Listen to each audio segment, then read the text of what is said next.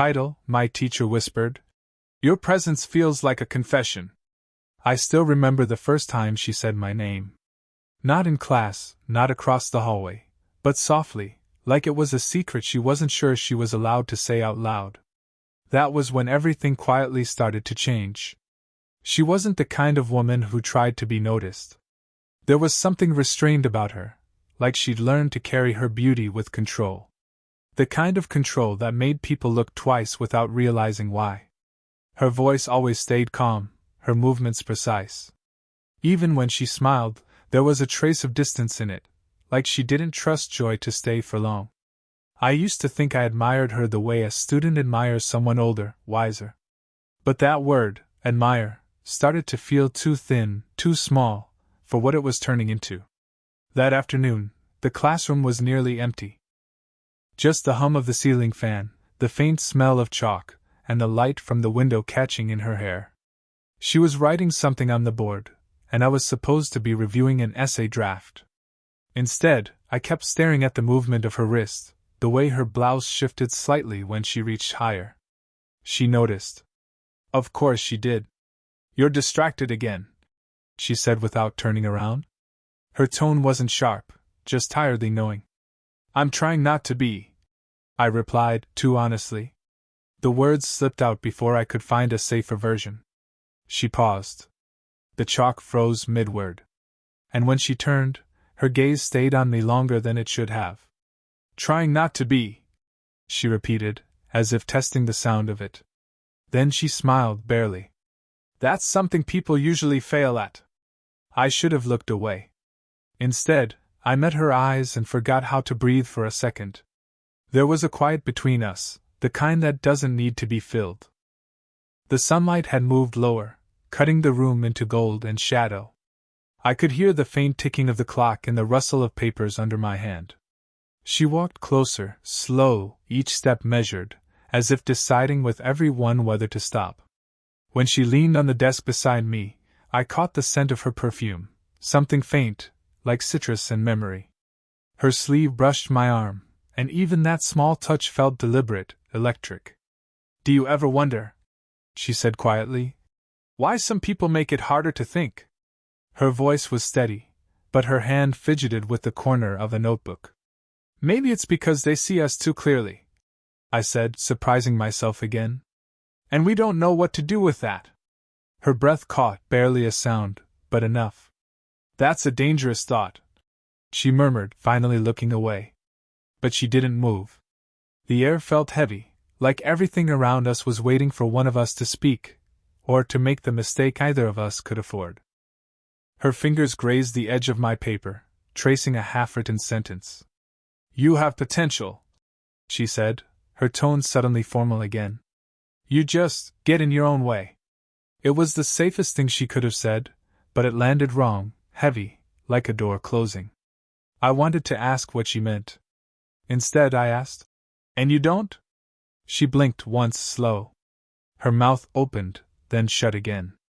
There was something behind her eyes, something like regret or recognition. And then, from the hallway, came the sound of a knock. Loud. Sudden. She straightened instantly, her expression reshaped into composure. We'll finish this later, she said, stepping back. But as she turned toward the door, she hesitated, just for a heartbeat, and whispered, barely audible. Your presence feels like a confession. And then the door opened. Part 2. The quiet distance between us the next few days after that whisper felt unreal, like I'd been let in on something she didn't mean to share. She avoided eye contact more than usual, spoke to me in careful, neutral tones. And yet, every time she did, there was an echo of that night in the air between us. Your presence feels like a confession. The words kept replaying in my head, looping like a song I couldn't shut off. I told myself it didn't mean anything, that she was just caught in a moment. But the way she looked at me, the way her voice trembled on that last word, it wasn't something I could unhear. By Thursday, I stayed after class again. I didn't even have a reason this time. I just lingered, pretending to gather my papers slower than usual. She was sitting at her desk, reading through a stack of essays, a pen tapping lightly against her lip. Her glasses were halfway down her nose, and the late afternoon light turned her skin warm, almost golden. "You shouldn't still be here," she said, not looking up. "I could say the same." That got a faint smile from her. "I have work." "What's your excuse?" I shrugged. "Maybe I like the quiet." She stopped tapping the pen. "The quiet, or the company?" I looked at her then, and something unguarded passed between us, soft, dangerous. She broke the gaze first, adjusting her glasses, though her hand trembled slightly. It wasn't that she didn't want to be seen. It was that she'd spent too many years being careful not to be. Later, as she stood to leave, she gathered the papers to her chest, and one slipped from the pile. I reached for it at the same time she did. Our hands met, palm to palm, for just a second. Warm. Real. Neither of us pulled away immediately. Her wedding ring was gone. I hadn't noticed before. She noticed my glance, though, and withdrew her hand slowly. "I used to wear it even after the divorce," she said quietly, as if explaining something she hadn't planned to. "Habit, I guess." I didn't know what to say, but she kept going, eyes fixed on the paper between us. "You get used to pretending you're fine," she said, "until someone notices that you're not." Her voice cracked on that last word, but she recovered quickly, smiling in that same careful way that always made me ache a little. I wanted to tell her I understood, that I'd spent most of my life feeling too much and saying too little. That sometimes I stayed quiet because I was afraid of ruining the few things that actually felt real. Instead, I said, "You don't have to pretend with me." She looked up sharply, her eyes searching mine like she wanted to believe it but didn't dare. "Be careful," she whispered. "You don't know what that means yet." Before I could answer, she reached past me to place the paper on her desk, her hand brushing my shoulder, light, but lingering just long enough to leave a trail of heat behind. Neither of us moved for a moment. The world outside kept going, the sound of students laughing in the hall, footsteps fading, but inside that room, everything stilled. When she finally stepped back, her breath was uneven. "Lock up when you're done," she said softly. But as she turned toward the door, she hesitated, glanced over her shoulder once more, and their eyes met again. No words this time, just the quiet, unmistakable pull of two people who'd already crossed the line without realizing when. Part 3. The space between what we mean Friday felt like it shouldn't have come so fast. Every step down that hallway toward her room felt too familiar, like my body already knew where it wanted to go even when my mind told it not to. When I got there, she was standing by the window, the blinds half open. Light fell across her face in thin, uneven lines. She looked tired, but in a kind of way that made her seem real, almost breakable. "You're early," she said, glancing over. "I didn't think you'd mind." Her lips parted slightly, but she didn't answer right away. "You assume a lot for someone who doesn't know what he wants." That stung, though her tone wasn't cruel. It was protective, maybe. "I know what I want," I said quietly. Her eyes lingered on me longer than they should have. "You shouldn't," she whispered. There was that silence again, the one that filled the air between us like static. I could hear the soft whir of the ceiling fan, the muffled chatter from another classroom down the hall. She turned away, as if the sound grounded her. "I got your essay," she said, reaching for a paper on her desk. "You write like you're hiding something." "Maybe I am." She looked up. And that's when it happened, the shift. The distance between us thinned into something you could almost touch. Her breath caught. "Don't," she said softly, but her hand brushed mine when she passed me the paper, fingers grazing skin. Neither of us pulled away fast enough. "Why?" I asked. "Because someone always gets hurt," she said, voice barely above a whisper. Before I could answer, the door creaked open. We jumped apart. It was one of her colleagues, Mr. Reynolds, holding a folder and looking mildly surprised. "Oh, sorry. Didn't know you were still here." Her face changed instantly, calm, polite, distant. "Just giving feedback," she said. "He was leaving." I nodded too quickly, clutching my bag like it could erase what almost happened. Mr. Reynolds smiled, oblivious. Good dedication, he said, and left as quickly as he came. The silence that followed was unbearable. She exhaled, pressing a hand to her chest. That can't happen again. What can't? I said, though we both knew. This, she said, motioning vaguely between us. Whatever this is turning into. I stepped closer before I could stop myself. It already has. She didn't back away this time.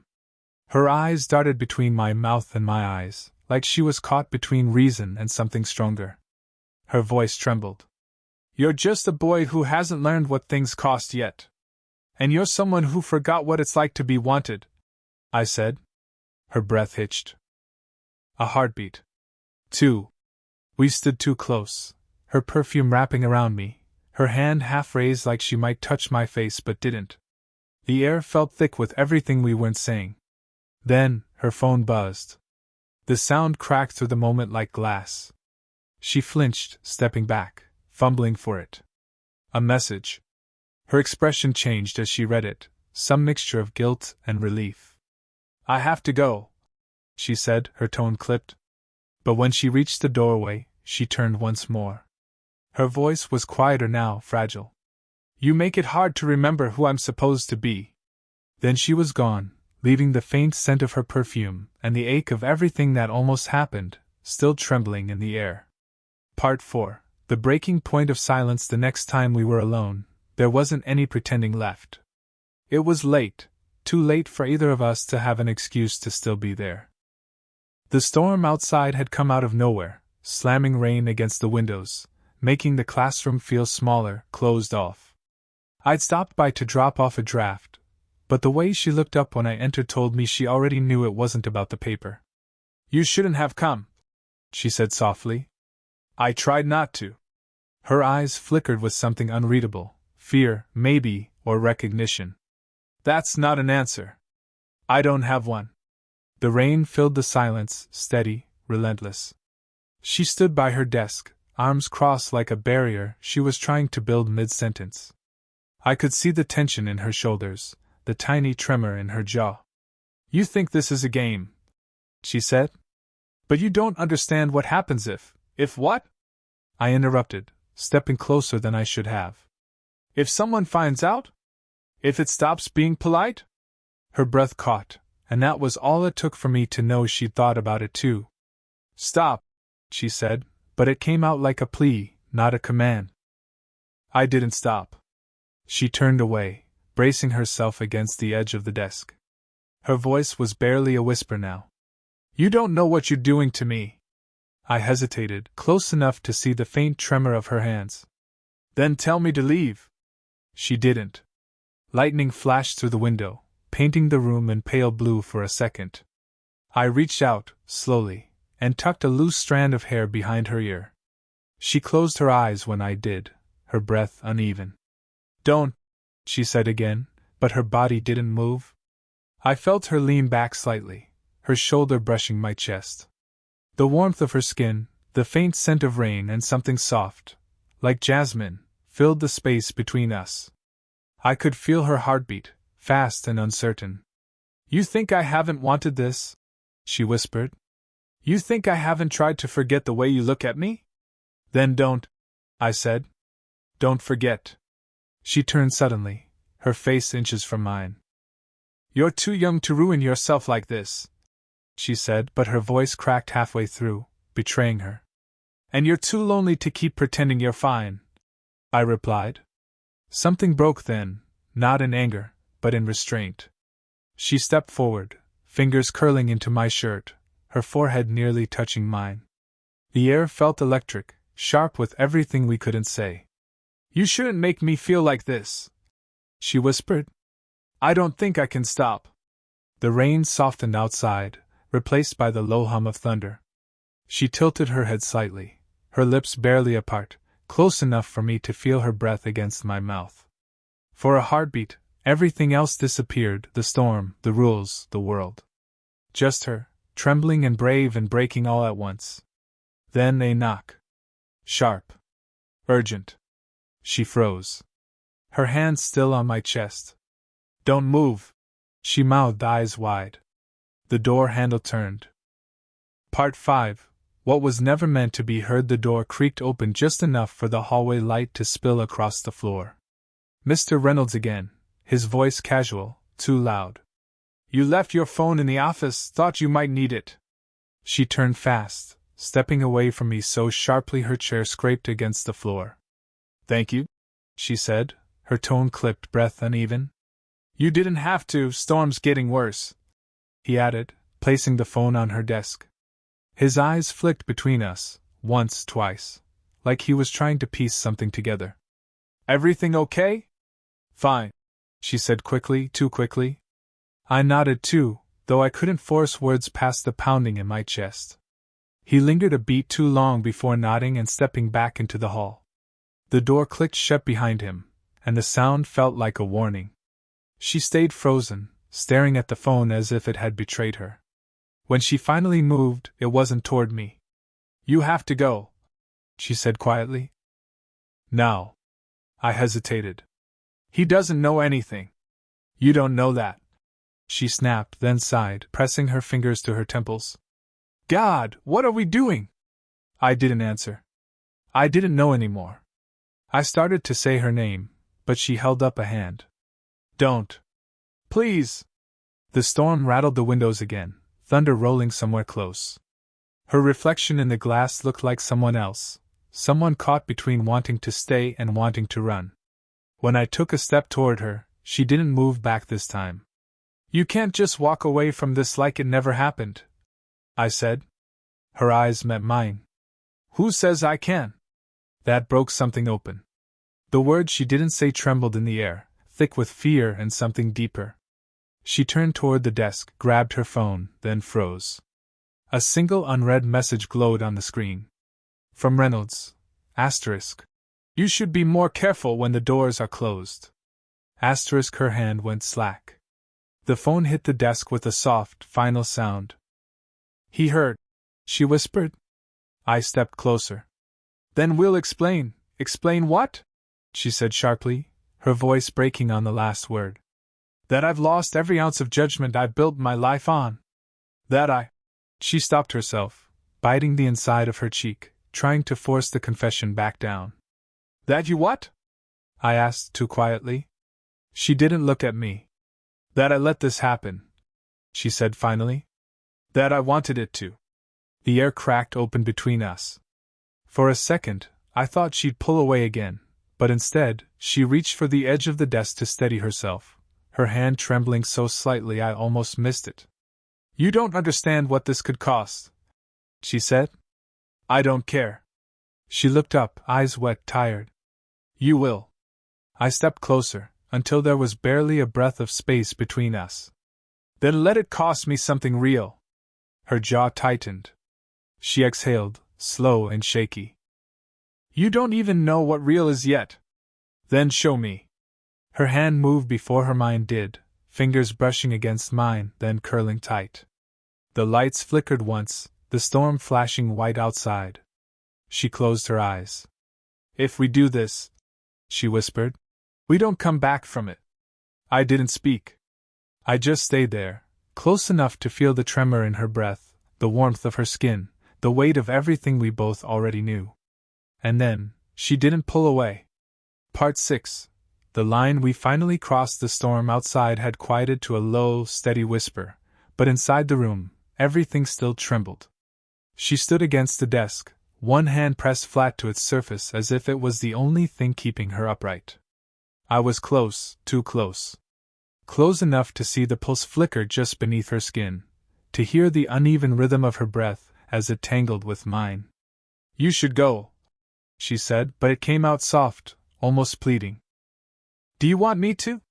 Her eyes flicked to mine, sharp, searching. That's not the same question. Then answer the one I asked. Silence stretched between us, taut and fragile. The air smelled faintly of rain and chalk and something sweeter, her perfume, fading but still clinging.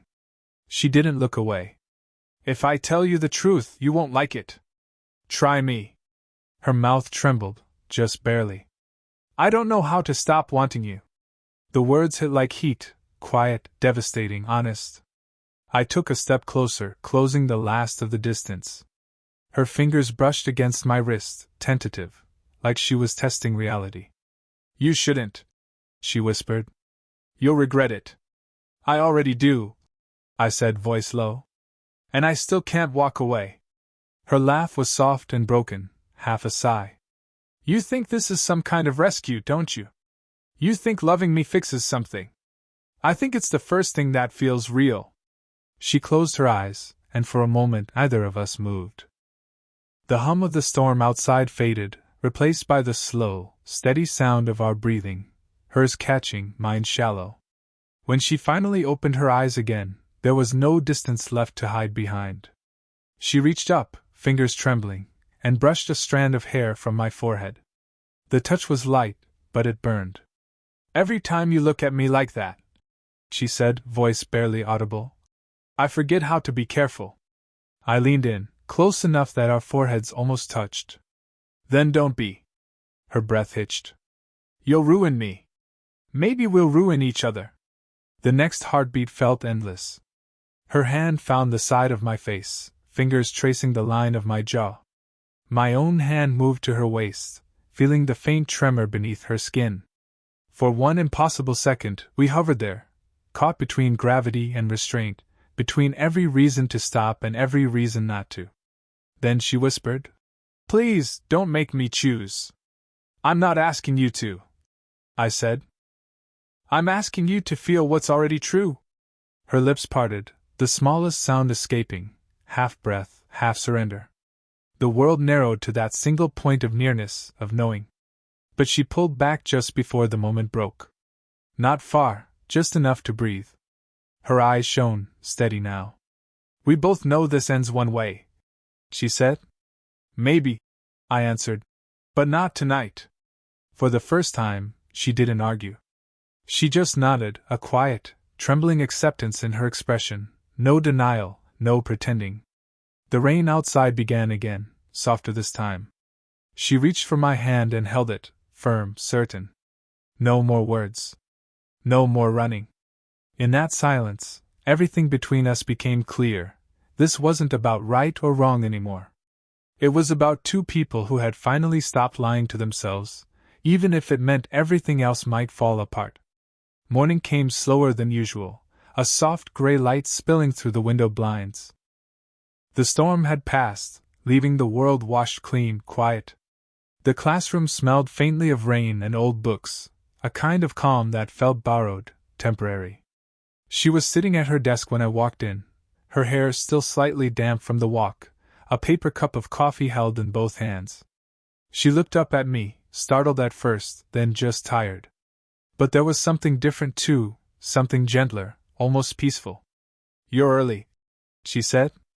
I didn't sleep. Neither did I. There was a pause. The kind that used to feel heavy. Now it just felt true. She set her coffee down and stood, smoothing her sleeve like it gave her time to think. I kept replaying everything, she admitted. All the things I should have said. The ones I shouldn't have. Did it help? I asked. No, she said, smiling faintly. But it made me realize something. What? That I'm not sorry. The words landed soft but final. She said them without fear this time, like she'd already decided who she was going to be on the other side of it. I stepped closer, slow, giving her space to stop me if she wanted to. She didn't. I don't know where this goes, I said. Or if it's supposed to go anywhere. But I know I don't want to pretend it didn't happen. Her eyes softened, the lines at their corners deepening as she smiled. You always talk like you're older than you are. Maybe that's what happens when someone like you teaches you how to see things differently. She laughed, quiet, real. That sounds dangerously close to flattery. Maybe it's just the truth. For a moment neither of us spoke. The sunlight caught in her hair, turning it gold at the edges. I could see the hesitation flicker through her again, that old reflex to protect herself. But this time, she didn't move away. Instead, she reached out, her fingers brushing mine before settling there, slow and certain. If we do this, she said, it has to be honest. No illusions, no promises we can't keep. Just us, I said. She nodded. Just us. The words didn't need more explanation. They felt enough, imperfect, human, real. She stepped closer then, close enough for her warmth to reach me. My hand found her waist, hers rested against my chest. She looked up, and for once there wasn't fear in her eyes, just a quiet, knowing calm. When I leaned in, it wasn't urgent or desperate. It was gentle, inevitable. Our foreheads touched first, a breath shared, the simplest kind of closeness. Thank you, she whispered, for not letting me disappear. Thank you for seeing me, I said. Outside, the world had already moved on, the storm forgotten, the campus waking to another ordinary day. But in that small, rain-soft room, something stayed. Not the fear. Not the guilt. Just the quiet relief of being understood, even if only by one person. We stood there, hand in hand, watching the light grow stronger across the desk between us. And for the first time, it didn't feel wrong.